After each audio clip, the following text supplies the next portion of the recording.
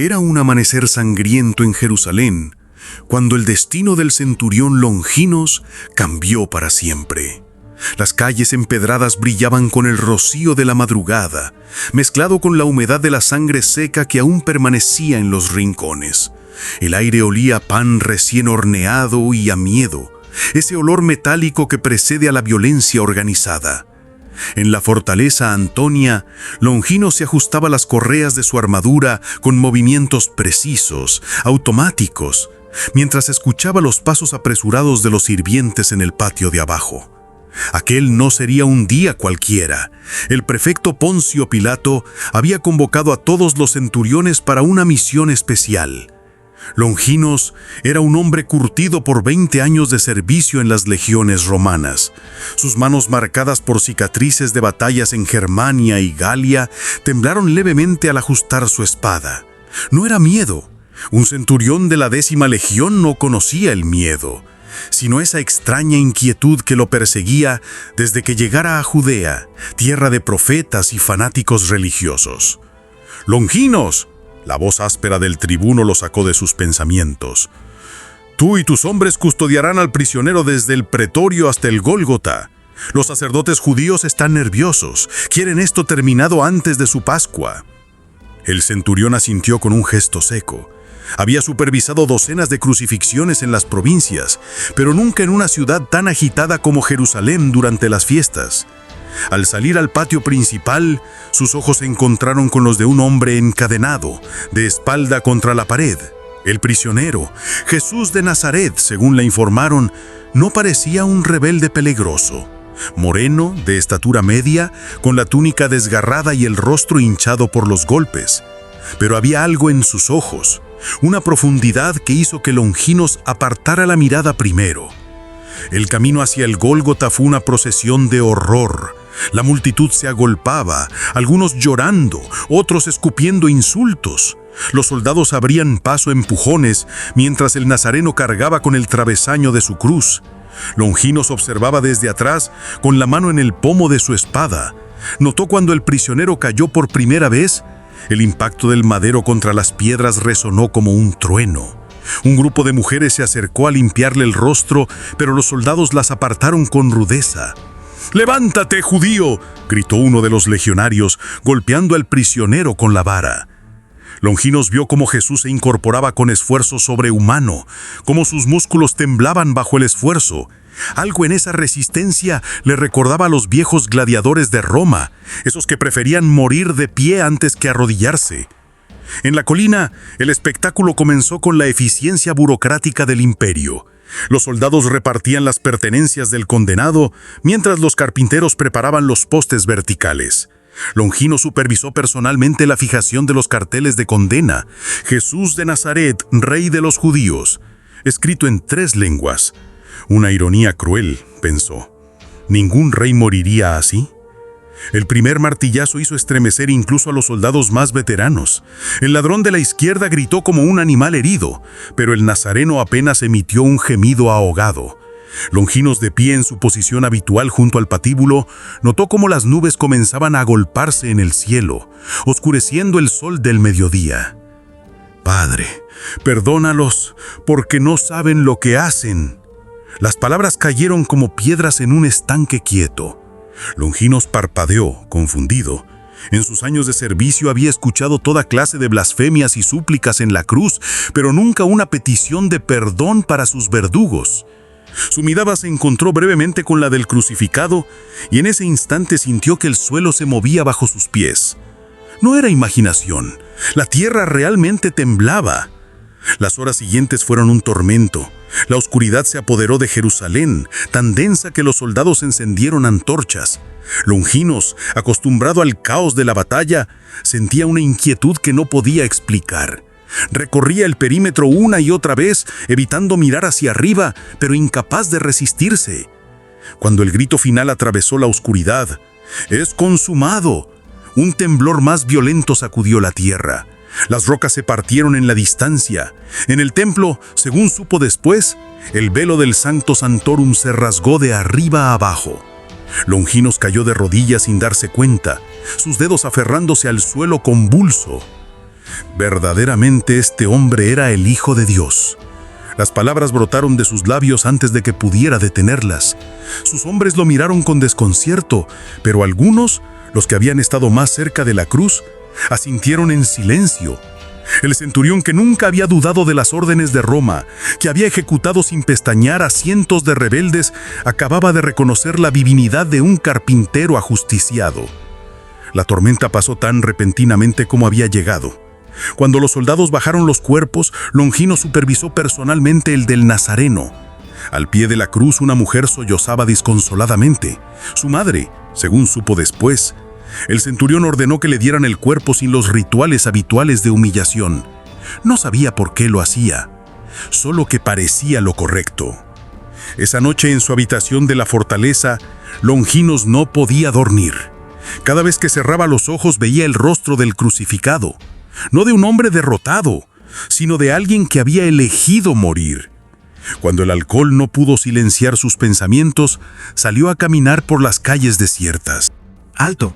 Si este contenido te está gustando, agradecería mucho que dejaras un like y te suscribieras. No toma mucho tiempo, y a mí me ayudaría un montón para seguir trayendo más historias y conocimiento bíblico. Sin más que decir, continuemos con la historia. 3 días después, cuando corrió el rumor de que la tumba estaba vacía, Longinos no dudó. Su corazón, endurecido por años de batallas, latía con una fuerza nueva. El imperio al que había servido con devoción había cometido un error monumental, y él, Longinos el centurión, había sido testigo. Las semanas siguientes fueron un torbellino. Longinos comenzó a frecuentar en secreto a los seguidores del Nazareno. Escuchó sus historias de apariciones, de comidas compartidas con un hombre que habían visto morir. Pedro, un pescador galileo de manos callosas y fe inquebrantable, le contó cómo Jesús lo había perdonado después de sus negaciones. Un mes después de la crucifixión, Longinos tomó la decisión que cambiaría su vida para siempre. En la intimidad de su habitación, se quitó la armadura por primera vez en 20 años y la colocó cuidadosamente en el suelo. Sobre ella, puso su espada y su insignia de centurión. Al amanecer, cuando sus hombres vinieron a buscarlo para la guardia, encontraron solo una nota: «Ya no puedo servir a César». El camino que siguió no fue fácil. Los romanos lo buscaron como desertor. Los judíos lo recordaban como el oficial a cargo de la crucifixión. Pero Longinos, ahora llamado por su nombre de nacimiento, Cassius, encontró refugio entre los seguidores del camino.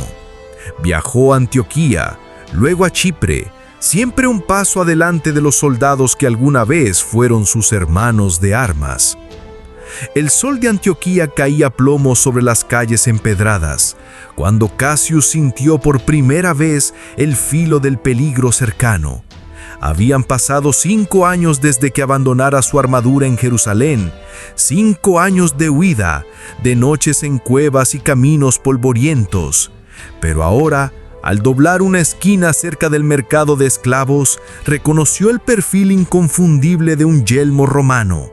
No era un simple legionario, era un explorador de la 10ª legión, la misma a la que él había pertenecido. Cassius se fundió en la sombra de una columnata, conteniendo la respiración. El sudor le corría por la espalda, mezclándose con las cicatrices que le habían dejado los azotes de su última captura. No otra vez, pensó, pero esta vez no sería capturado. Esta vez tenía algo por lo que vivir. La voz lo alcanzó como un latigazo. «Longinos». El nombre que ya no usaba resonó en el aire como un improperio. Cassius giró lentamente, fingiendo calma, y se encontró con los ojos fríos de Décimos, un optio que había servido bajo su mando en Germania. El hombre estaba más viejo, con una cicatriz que le cruzaba la barbilla, pero su sonrisa era la misma, cruel, segura. «Te buscamos por todo el este», dijo Décimos, bajando la mano hacia su gladius. «Desertor, traidor». Cassius no respondió, Sus dedos buscaron instintivamente el mango de la daga que llevaba oculta bajo el manto. Pero antes de que pudiera actuar, una figura se interpuso entre ellos. «Hermano, ¿ya viste los dátiles que trajeron de Damasco?». Era Lucas, el médico griego que se había unido a los seguidores del camino. Sus ojos, tranquilos pero alertas, le transmitieron un mensaje claro: «No pelees, no aquí». Décimos frunció el ceño, evaluando la situación. No eran tiempos para disturbios públicos. Antioquía estaba inquieta bajo el gobierno romano. Con un gruñido, dio un paso atrás. «Esto no ha terminado, Longinos». Esa noche, en la casa segura donde los creyentes se reunían, Cassius contó lo sucedido. Pedro, que había llegado hacía una semana desde Jerusalén, escuchó con los codos apoyados en la mesa, los ojos oscuros como piedras de río. «No puedes quedarte aquí», dijo al fin. «Si la legión te busca, no solo arriesgas tu vida, sino la de todos». «¿A dónde iré?», apretó los puños. «He huido de Siria, de Galacia. No hay lugar donde Roma no alcance». Entonces una voz suave y firme habló desde el rincón. «Hay un barco que zarpa mañana hacia Macedonia». Era Lidia, la vendedora de púrpura que había abierto su casa a los creyentes. «Llévate a Marcos, él conoce el camino». Marcos, el joven que había registrado las enseñanzas de Pedro, asintió en silencio. Cassius lo miró, recordando al muchacho asustado que había visto huir del huerto de los olivos la noche del arresto de Jesús. Ahora, sus ojos tenían la determinación de quien ha visto resucitar a un muerto. «Iremos», dijo Cassius. El barco era viejo pero resistente. Cassius pasó los primeros días en cubierta, observando el horizonte, como si esperara ver las velas púrpuras de un navío romano persiguiéndolos. Pero solo había mar y cielo, interminables. La tormenta los sorprendió en el tercer día. El viento aulló como un lobo herido, arrancando las velas. Los marineros gritaban, corriendo de un lado a otro, mientras las olas golpeaban el casco con furia. Cassius, acostumbrado al caos, ayudó a amarrar los toneles que rodaban por la cubierta. «¡Esto es el fin!», gritó un mercader fenicio, aferrándose al mástil. Pero Marcos, empapado y pálido, se acercó a Cassius. «Ora», le dijo, como él lo hizo en el mar. Cassius cerró los ojos. No era hombre de oraciones elaboradas, pero las palabras brotaron de lo más profundo de su ser. «Señor, si aún tienes propósito para mí, sálvanos». Y entonces, como si alguien hubiera cerrado una puerta, el viento cesó, las olas se aplanaron. El silencio fue tan abrupto que los marineros se miraron atónitos. En Filipos encontraron a un grupo de mujeres que se reunían junto al río. Entre ellas estaba Lidia, quien los recibió con alegría. Pero la paz duró poco. Una joven esclava, poseída por un espíritu de adivinación, comenzó a seguirlos por la ciudad gritando: «¡Estos hombres son siervos del Dios Altísimo!». Marcos se inquietó. «Es un demonio», murmuró. «No puede hablar bien de nosotros». Cassius, recordando los exorcismos de Jesús, se volvió hacia ella. «En el nombre de Jesucristo, sal de ella». La muchacha cayó al suelo convulsionándose.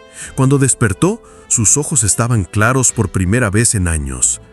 Pero su amo, furioso por haber perdido su fuente de ganancia, los denunció ante las autoridades. «¡Estos judíos alteran nuestra ciudad!». Los magistrados, sin juicio alguno, ordenaron azotarlos. Cassius, con los brazos atados al poste, sintió el primer latigazo y apretó los dientes. No era la primera vez que sangraba por Roma, pero ahora sangraba por algo más grande que el imperio. En la celda, con las espaldas destrozadas y los pies en el cepo, Cassius escuchó a Marcos cantar salmos en la oscuridad. Y entonces, como en Jerusalén años atrás, la tierra tembló. Los cimientos de la prisión se sacudieron, las cadenas se soltaron, las puertas se abrieron. El carcelero, despertando sobresaltado, desenvainó su espada para suicidarse antes de ser castigado por la fuga. Pero Cassius lo detuvo.